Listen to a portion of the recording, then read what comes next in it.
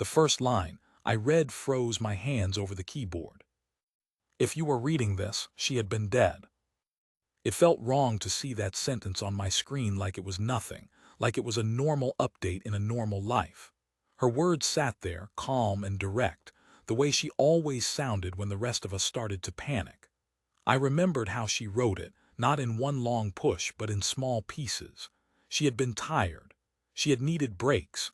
She had joked about it like she was writing a movie ending and not her own goodbye. She told strangers it was strange to write a message for after she was gone, but she said honesty mattered more than comfort. She said she did not want people to feel sorry for her.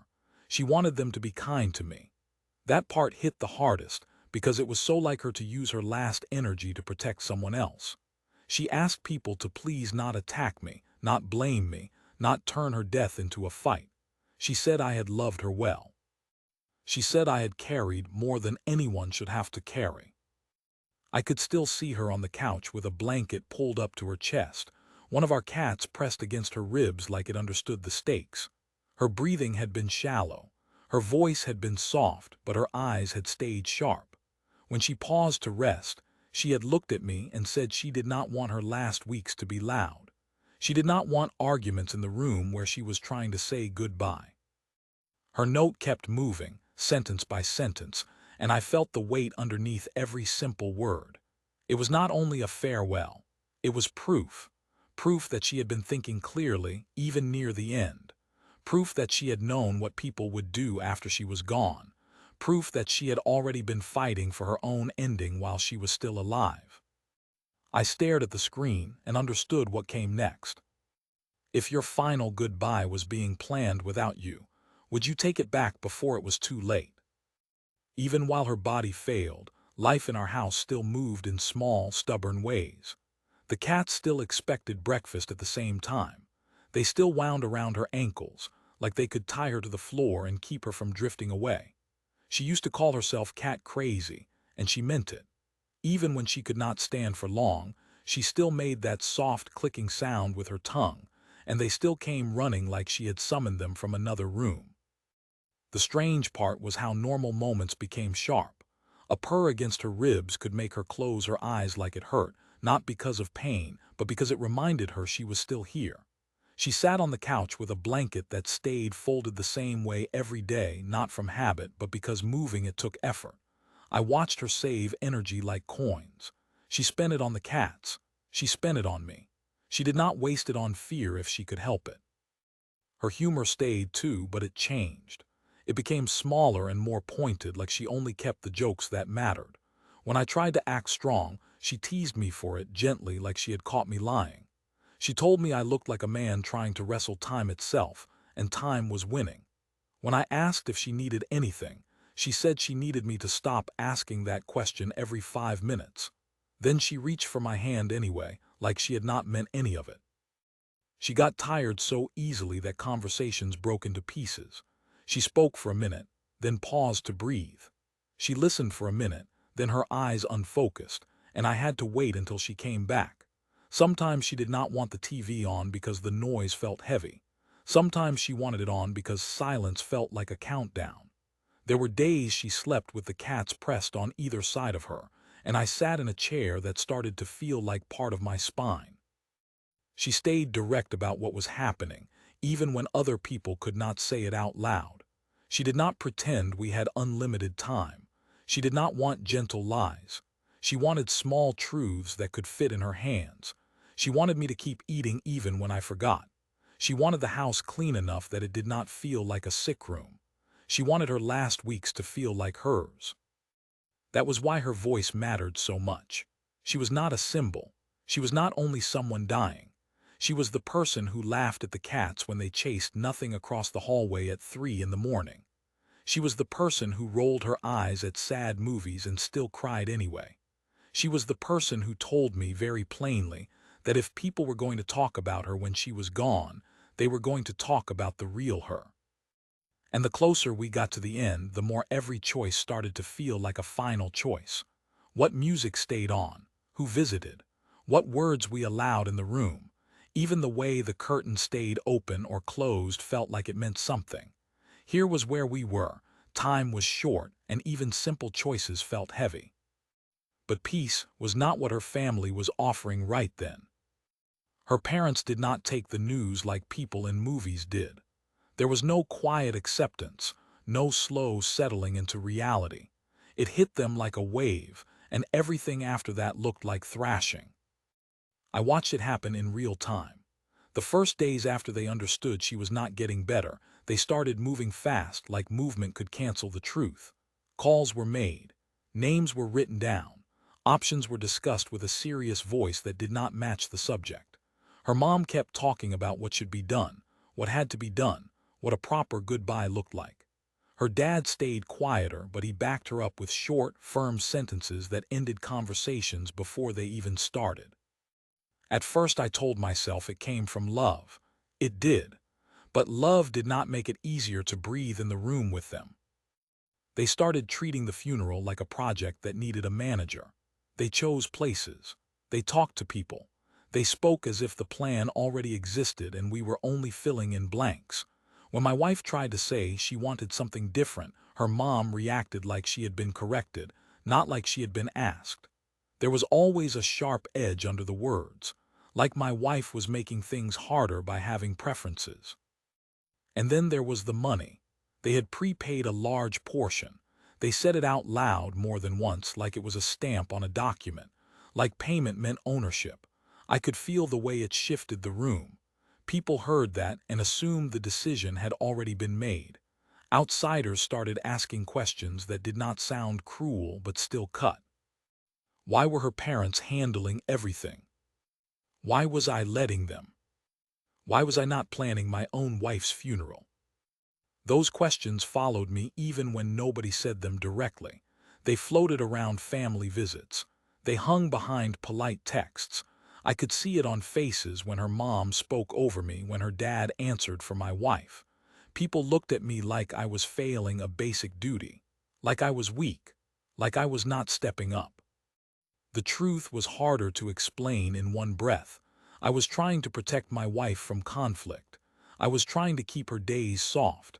I was trying to pick battles that would not drain her, but her parents did not see it that way. They saw hesitation and filled it with their own certainty. Their control spread into small details that should have been harmless. Songs, readings, who would speak, the tone, the message. It was always the same direction, always the same shape. A funeral that did not simply say goodbye but tried to say something else. A statement, a warning, a correction. My wife noticed it before I did. She heard the way her mom talked about what was appropriate. She saw the way her dad nodded along like agreement was a life raft. She understood that their grief had found a form it could wear in public. Organization, tradition, rules. But rules had a cost. The more they tightened their grip, the more my wife's face changed after they left. She did not cry at first. She just went quiet. Then she said in that plain voice of hers that she felt like she had become a problem to solve. That was when I knew this was not only about money or logistics. It was about faith and identity. We did not have the luxury of waiting for the right day. There was no right day. There was only the next day she felt a little stronger, and the day after that when she did not. She told me she wanted to talk to them while she still had enough breath to finish a sentence. She said she did not want me stuck in the middle after she was gone. She said she did not want her funeral to become the last place people argued about who she had been. She sounded calm when she said it, but her hands shook when she tried to sit up straighter. I worried the talk would steal what little peace she had left. I worried her parents would hear it as rejection. I worried she would push too hard and pay for it later in pain and exhaustion. Every fear sat in my throat at once, but she looked at me and made it simple. Not later, she said, now.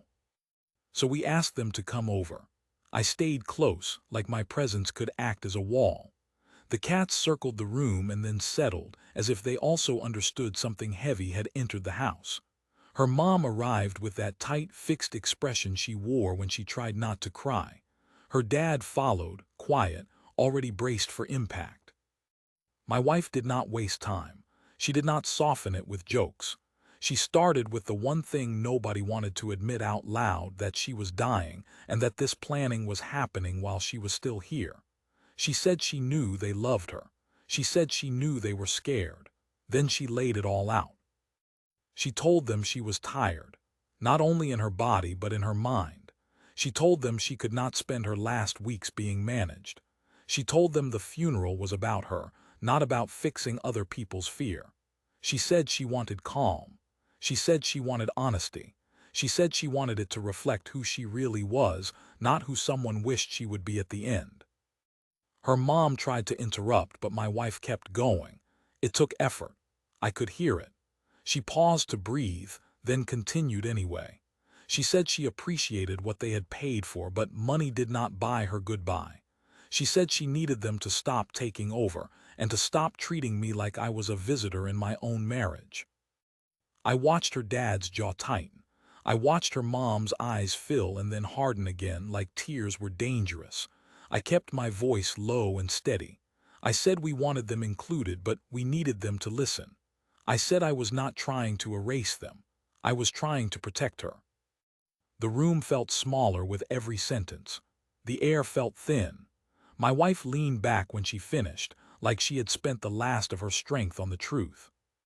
And once the truth was said out loud, someone had to break first. The first crack in the fight came from her mom's face. She tried to hold it, she really did. Her mouth stayed set like she could keep control through muscle alone. But my wife's words sat in the room like weight, and then her mom's eyes went wet, and then her chin started to shake. It was not a gentle cry. It was the kind that looked like it had been trapped inside her for weeks, pressing on her ribs, turning every sentence into a struggle. My wife reached out first. That surprised me, even though it should not have. She had been the one pushed, the one crowded, the one treated like a plan. And still, she reached for her mother's hand and held it like she was holding someone at the edge of a cliff. Then there were lots of tears, lots of hugs. Her mom stood up and folded over her like she wanted to crawl inside her and keep her safe.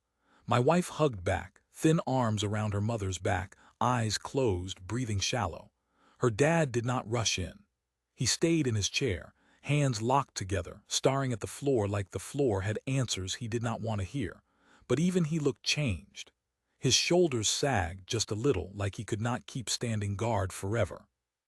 When her mom finally pulled away, she started saying sorry and then stopped, like the word tasted wrong. She started saying they only wanted what was best. She started saying they had to do it right. She started saying God, and the word came out sharp, like a tool. My wife did not snap. She did not attack her. She kept her voice slow and careful because she did not have energy to waste on yelling. She said she knew this was a bad situation for them too.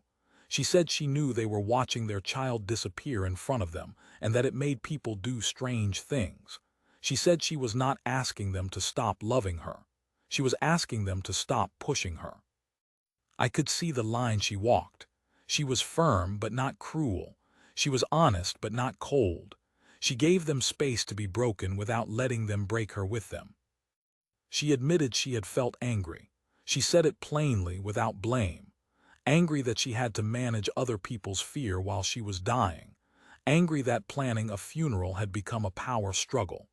Angry that peace, the one thing she still wanted, had been treated like a selfish request. Then she said the part that made the room go quiet again. She said she did not want her last weeks to be a lesson. She did not want them to use her death to prove anything. She did not want to be argued over, prayed over, corrected, guided, fixed. She wanted to be loved in the way she had actually lived. Her mom wiped her face and nodded like she understood, but the nod looked forced, like agreement was another kind of loss. Her dad finally spoke, and his voice sounded rough, like he had been holding it back. He said they were trying to make meaning out of something that felt meaningless. My wife squeezed my hand under the blanket. I squeezed back. I watched the two sides of grief press against each other in the same small room. My wife moved toward quiet and simple. Her parents moved toward structure and certainty. So far, everyone was grieving, but they were grieving in opposite directions. Then her parents revealed what was really driving them.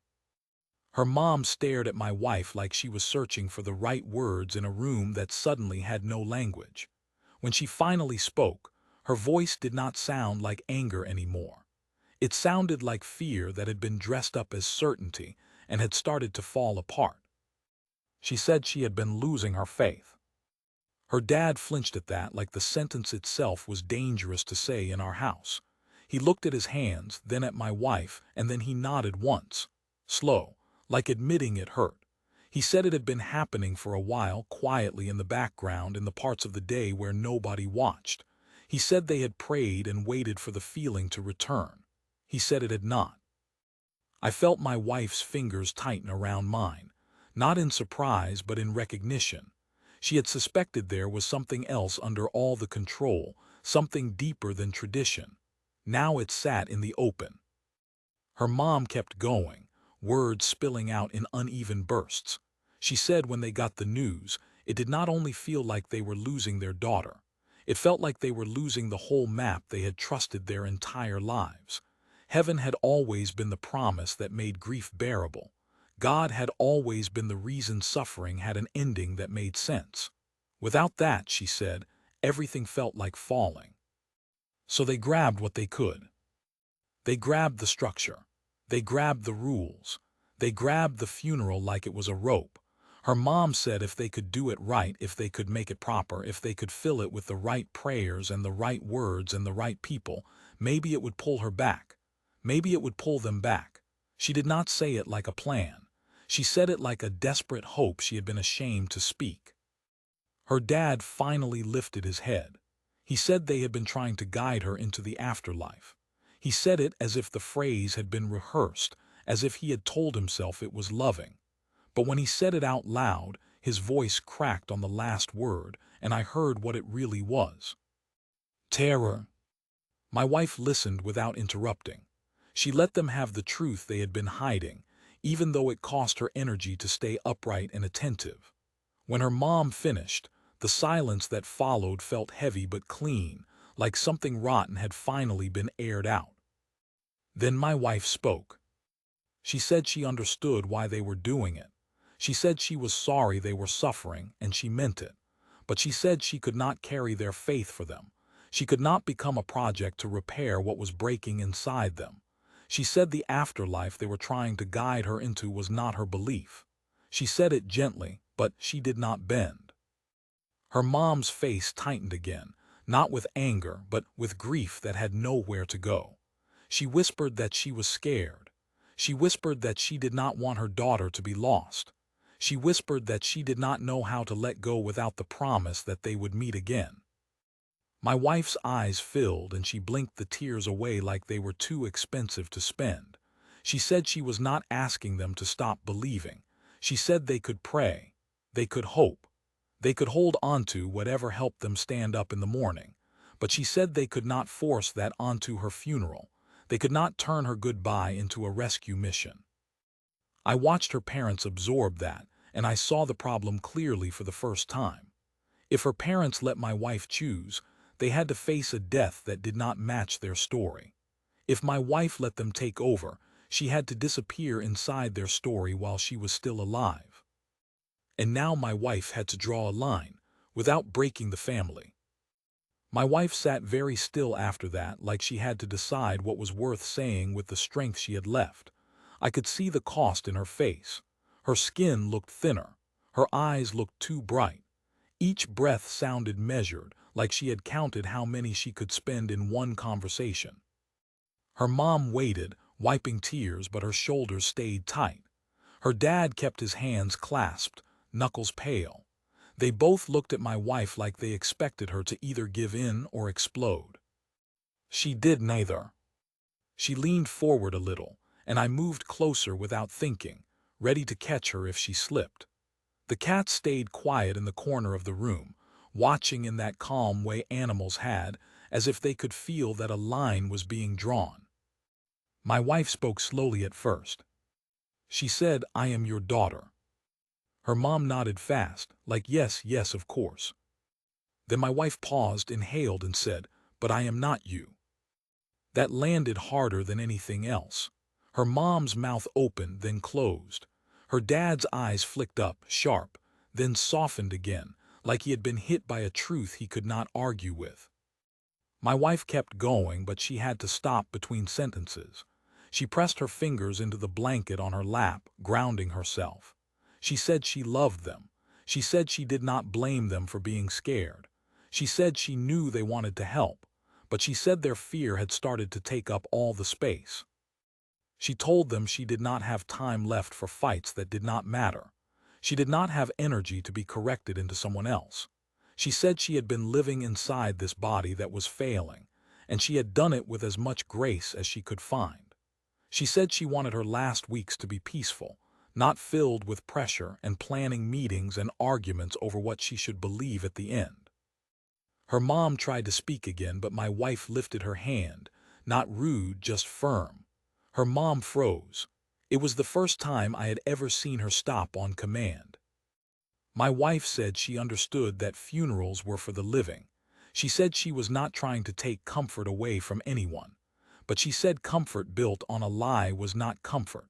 It was denial dressed up in flowers. She looked directly at her parents then, one at a time, like she wanted each of them to feel seen. She said, "If you stand up there and talk about a version of me that never existed, then you will not be honoring me. You will be erasing me." Her dad's throat moved as he swallowed. Her mom's eyes filled again, and she shook her head, small and helpless, like she wanted to refuse but could not find the words. My wife's voice got quieter, and I leaned in to hear her.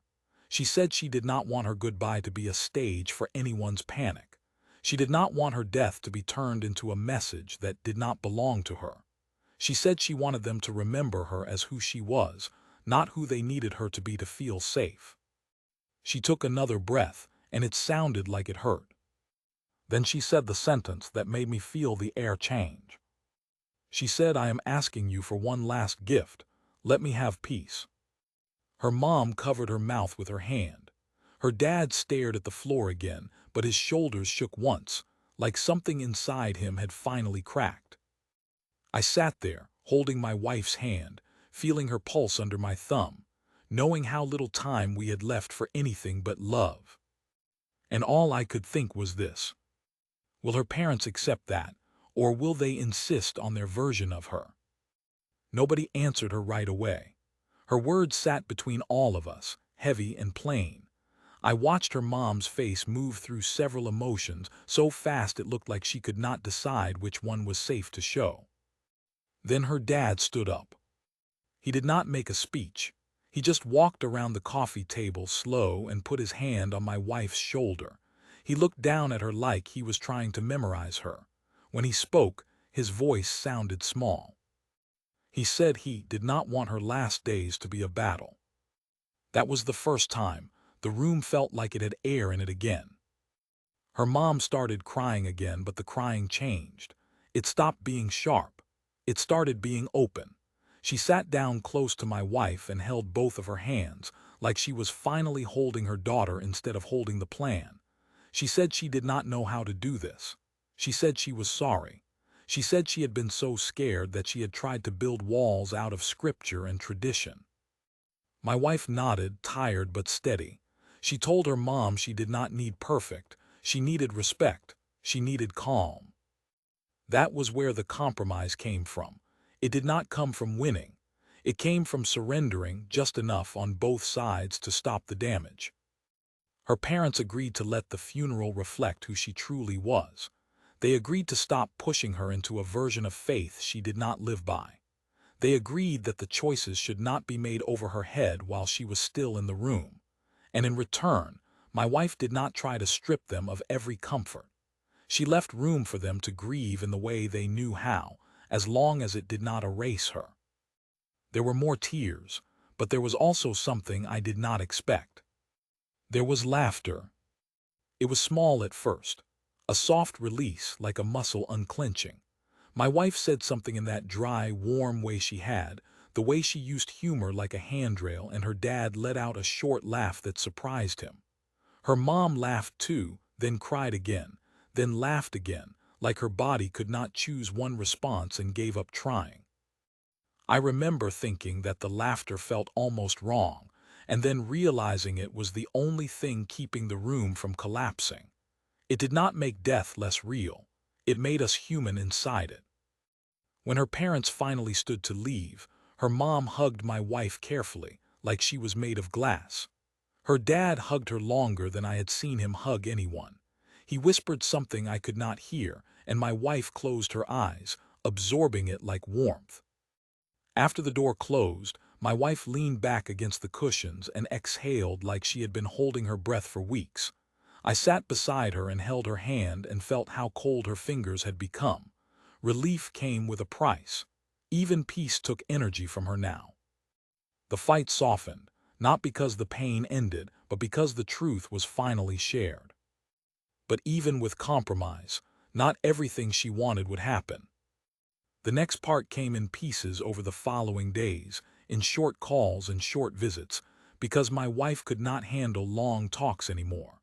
The compromise held, but it showed its edges fast. There was one thing her parents would not do. It sounded small when you said it out loud, which was why it hurt in a quiet way. My wife had wanted a simple favor for people to take home, not something expensive, not something loud, just a small, gentle reminder that she had been real, that her life had included humor and softness, not only prayers and grief. Her mom could not accept it. She did not yell about it. She did not threaten. She just went still again, the same way she did when fear turned into control. She said it was not appropriate. She said it would make the service feel wrong. She said people would talk. Her dad backed her up more quietly. He said it would not be respectful. He said it would distract from what mattered. He said they needed to keep the funeral from turning into something that did not look like a funeral. My wife listened, and I watched her eyes change. Not into anger, into that tired, faraway look she got when she had to choose where to spend her remaining strength. She said it was a bummer. That was her exact word. A bummer. Like she was commenting on bad weather instead of the last thing people would ever associate with her name. She even gave a weak little smile when she said it, like she was trying to make the disappointment lighter so it would not crush anyone else. I felt something hot rise in my chest. I wanted to fight for her. I wanted to say, she is dying. This is not about what looks proper. This is about her. But she squeezed my hand, a small warning. Not now. Later, when her parents were gone, she told me she could have pushed harder. She could have made it a line in the sand. But she did not want to spend her last weeks winning arguments. She said she had already gotten what mattered most. They had stopped trying to rewrite her. They had stopped treating her like a soul they needed to steer. She said she was still lucky. Lucky, she repeated, like she wanted to convince herself as much as me. Lucky to have time to talk about it at all. Lucky to have a husband who would back her. Lucky that her parents had listened as much as they had. Lucky that the funeral would be mostly hers, even if it could not be entirely hers. I hated that word lucky because nothing about this felt lucky, but I understood what she meant. Control was rare at the end. Most people did not get any say in how they were remembered. She was choosing peace over perfection, and that choice cost her something. That night she fell asleep early, and I sat in the dim room with the cats pressed against my legs, listening to the house settle. The plan was settled too. The big fight was over. And with nothing left to argue about, there was only one thing left to face. The goodbye that was coming soon. After the compromise, the house felt quieter, but my phone felt louder. My wife had posted her question online when she still had the strength to joke through the fear. Now people had found it, and the responses kept coming like waves.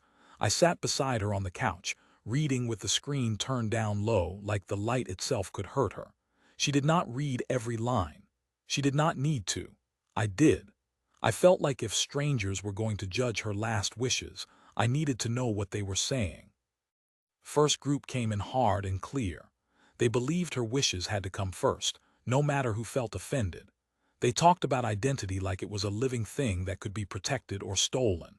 They said grief did not give anyone the right to erase the person who was dying. They warned that if her parents took control now, they would keep taking it later, and the funeral would become a performance for their church, not a goodbye for their daughter. They kept circling the same point from different angles. Autonomy mattered more than tradition, even when tradition felt holy. The second group pushed back, and their arguments made my stomach turn, even when they sounded calm.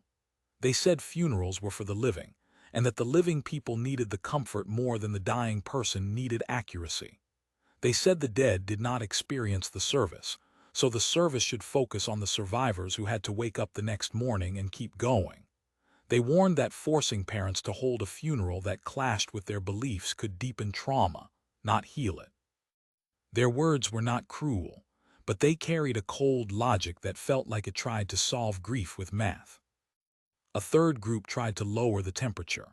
They focused on the fact that we had actually talked face to face, while my wife was still here to be heard. They treated the conversation itself like a victory, because in so many families that talk never happened until it was too late. They said compromise was not weakness. It was damage control. They pointed out that peace was a real goal, not a soft one, and that small losses were sometimes worth it if they protected the bigger truth. Reading those comments felt like taking a full breath for the first time in days. Then there were the people who looked past the surface fight and called out what was underneath it. They described my in-laws as panicked, not evil. They said control was a common grief response, especially when someone felt powerless. They warned that money and planning details could become weapons if we did not get things clear in writing and in practice. They told us to set limits with empathy, because unclear boundaries became future resentment. That group did not excuse what my wife had been put through, but they made it easier to understand why it happened. Another camp focused on me in a way that made me uncomfortable, because I did not want to be the center of my wife's ending. But they were not wrong to bring it up. They said the spouse was immediate family, and that socially and legally I should not be treated like a guest in my own wife's death. They pointed out how often parents pushed husbands or wives to the side during funerals, because parents were loud and grief gave them permission. They said I would be the one left holding the aftermath, the paperwork, the silence in the house, the bed that suddenly felt too big. They told me to protect my role now, not out of pride, but because the person who stayed behind should not be erased either. The faith conflict group cut the deepest, because it named the part everyone tiptoed around in real life. They said belief could not be forced at the end, and that trying to guide someone into an afterlife they did not believe in was not love. It was fear dressed as care. They said respect across beliefs meant listening, not steering, and that a funeral should not be used to rewrite someone's relationship with God in public. They also reminded us that religion was not only rules. For some people, it was the only language they had for grief, and losing it felt like losing the ground under their feet. Those comments held both truths at once, and I appreciated that more than I expected. As I read, I started to see the same moral question repeat in different forms, over and over, like a door people kept opening and slamming shut. Did the goodbye belong to the dying or to the living? Was comfort more important than accuracy? Did love mean honoring someone as they were, or protecting yourself from the shape of their leaving? My wife listened to me summarize the main points when she had the energy. Sometimes she nodded. Sometimes she closed her eyes and let my words pass over her like wind. Once, she made a small sound that could have been a laugh, could have been a sigh, and she told me the internet could argue forever. She told me it did not change the one thing that mattered, which was whether the people in this house could stop hurting each other while there was still time. That was the part that scared me. The comments felt big, but they were still just noise outside the walls. Inside the walls, my wife's breaths were getting shallower by the day. Every decision started to feel like it had a timer attached to it, even the loving ones. Quick recap. She asked for honesty, they asked for faith, and the internet now had opinions. But no comment could change the real ending that was already near. My wife did not try to win the internet argument. She did not try to educate strangers into agreeing with her parents, or agreeing with her, or agreeing with me. She only tried to be understood while she still had a voice strong enough to carry. One night when her energy came back in a small, strange burst, she asked me to bring her the phone and prop it on a pillow. Her hands shook. Her breathing sounded thin, but her eyes had that familiar look, the one that meant she had decided something and nothing was going to talk her out of it. She wrote a final message for the people who had been watching our family struggle in real time. I sat beside her, close enough to catch her if she slumped forward, close enough to read her expression even when she did not say the words out loud. She paused often. She rested her fingers. She swallowed hard like her throat was tired too. But she kept going because the message was not only for strangers. It was for me. It was for her parents. It was for the version of herself that had been fighting to stay calm inside all this. She thanked people for caring. She told them she had read enough to understand that her instincts were not cruel. Wanting a funeral that matched her real life did not mean she loved her parents less. Wanting peace did not mean she had given up on them. She made it clear that she had not been trying to punish anyone for believing differently. She had only been trying to protect her last days from turning into a tug of war. Her humor stayed in it even when the subject was heavy. She kept that warm, plain honesty, the kind that made you laugh and ache at the same time. I could see why some readers had defended her humor so fiercely. They understood what I had learned up close. Her jokes were not disrespect. They were control. They were her way of saying, "This is my life. This is my ending. I still got to speak." As I watched her type, I remembered another group of comments that had stuck with me. The ones that insisted dark humor was a coping tool, not an insult. Those people had been right. When my wife laughed, she did not deny death. She stared straight at it and refused to let it decide who she was. In the middle of her message, her tone changed, just slightly. The warmth stayed, but it sharpened into something that felt like a boundary you could lean on. She told people not to turn her story into a reason to attack her parents. She did not excuse the pressure they had put on her, but she refused to let them become villains in her last public words. She reminded everyone that her parents were also losing someone. They were scared, and fear made people grab for control. That matched another camp I had seen online, the ones who begged people to be gentle with grieving parents. They said grief lasted longer than arguments, and they were right too. My wife seemed to hold that truth in both hands. She could ask for respect and still protect the people who had hurt her. Then she wrote the part that made my throat tighten. She addressed the future, the one she would not be in. She asked people to be kind to me, not in a dramatic way, in a practical way. She reminded strangers that I would still be here after the messages stopped, still living in the same rooms, still doing the small tasks that suddenly felt pointless when the person you loved was gone. She wanted people to understand that even if I looked calm, it would not mean I was okay. She wanted people to understand that I might need patience, not advice. She also told people to live. She did not make it sound like a speech. She made it sound like a request from someone who had run out of time. She urged them to take the trip, eat the food they kept putting off, hug the person they kept assuming would always be there. She made it simple. She made it urgent without being loud. When she finished, she stared at the screen for a long time, like she was reading her own words back and deciding if they sounded like her. Then she handed me the phone with a small, tired nod. "That was it," she said, in the quiet way she had started using lately, like her voice was too valuable to waste. I held the phone and felt something in my chest loosen and break at the same time. Her message did not settle the moral debate. It did not answer every argument about autonomy and tradition and comfort. It did something else. It showed the person at the center of the conflict clearly, without apology. "This is who I am," it said, without needing to say it. The internet could keep arguing. People could keep sorting themselves into sides and principles and clean statements about what was right. But I had already started to feel the next part coming. the part no one online could vote on, the part no comment could soften. I was about to live the story after she was gone. She passed in the quiet hours when the house felt like it held its breath with me. I remembered the exact weight of her hand in mine, and then the moment it stopped answering back. There was no clean ending.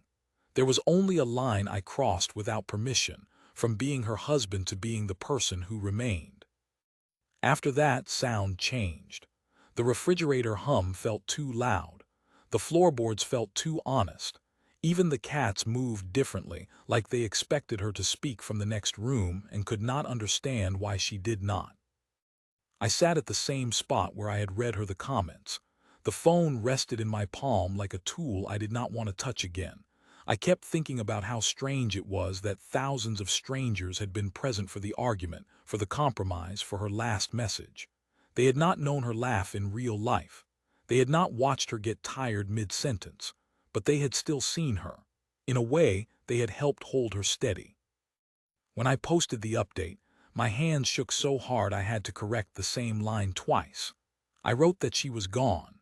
I wrote it plainly, because there was no softer way to say it that felt true.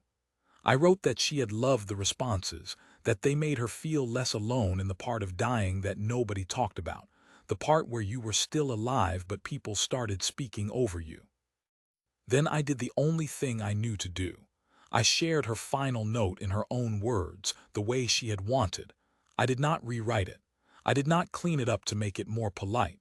I let her voice be the last voice in the room. Her message asked people to be kind to me, and reading that line after she was gone felt like being hit in the chest. She had been leaving, and she had still tried to protect the person who would have to live in the silence she left behind. She had drawn a boundary with love, and somehow that made it hurt more. At the end of her note, she had told people to enjoy life, not in a bright way, in a serious way. She had urged them to feel their feelings while they still could. She had reminded them that time did not wait for anyone to become ready. She had told them to go cuddle the people they loved, and if they did not have people close by, to cuddle their pets. She had written it like a simple instruction, like something you could do right now before you lost the chance. When I hit post, I did not feel relief. I felt exposed, like I had opened a door and let strangers look straight into the most private moment of my life. But I also felt something else, something my wife would have understood. I felt like I had honored her last choice. She had chosen to speak as herself, right up to the end, and I had not let anyone take that away from her. Now, with her gone, the debate still did not feel settled. It only felt sharper. Because the real question was never about flowers or music or what words were said at a podium. It was about what a funeral was supposed to protect. Was it supposed to protect tradition? Was it supposed to protect the comfort of the living? Or was it supposed to protect the identity of the person who died, even when that identity made other people uncomfortable? If you were in my place, and grief pushed your family into a fight like this, what would you have compromised on, and what would you have refused to give up? The hard question remained. When love and belief clashed at the end, what did respect look like?